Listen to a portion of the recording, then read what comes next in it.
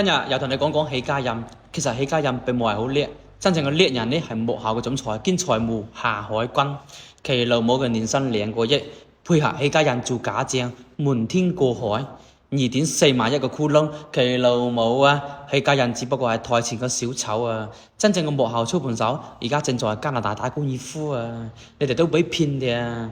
許家印分紅攞走咗550億，但係剩下嗰啲錢呢？剩下1.8萬億去咗邊度啊？今日呢，我要同你揭露呢一個讓你背脊發涼嘅真相。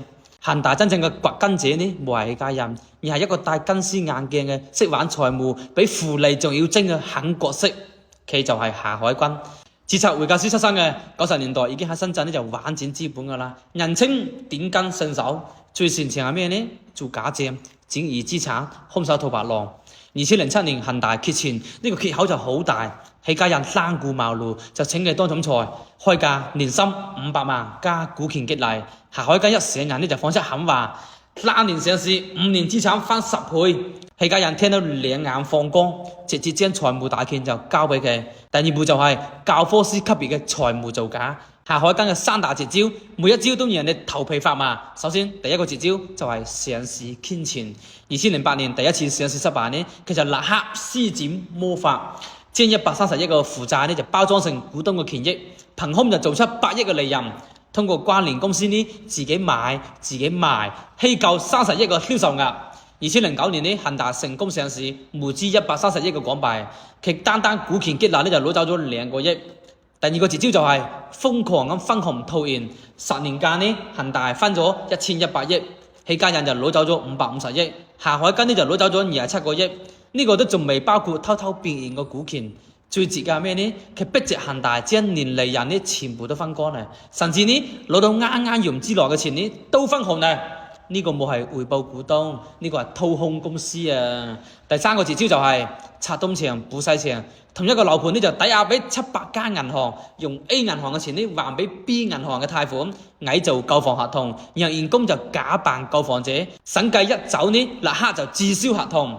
2019年負債率超過咗80%，佢即刻就搞咗隻債轉股，500億嘅債務呢就變成股權，報表呢瞬間就變得好睇咯。第三步就係完美嘅逃亡計劃，呢個係最讓人細思極恐嘅。夏海軍呢早就佈局咗後路啊！佢喺香港同埋海外呢註冊20幾家嘅離岸公司，表面上同恒大冇有關係，實際上呢全部都係由佢親屬控股嘅。每次恒大融資呢，嗰啲錢呢都會通過呢啲關聯嘅公司就交易出去。聽講海外轉移嘅資產超過咗300億。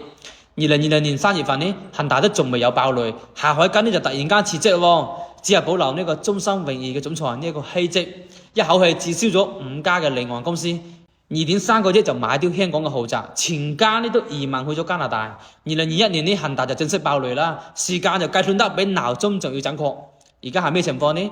許家印同佢個仔已經喺裏邊就踩衣車啦，一家人要為2.4萬億嘅窟窿就負責，下半世都唔使指意出來啦。夏海軍呢，而家喺加拿大富人區打高爾夫、飲紅酒、歐洲度假就活成咗人生嘅贏家，呢個先至係真正嘅真相啊！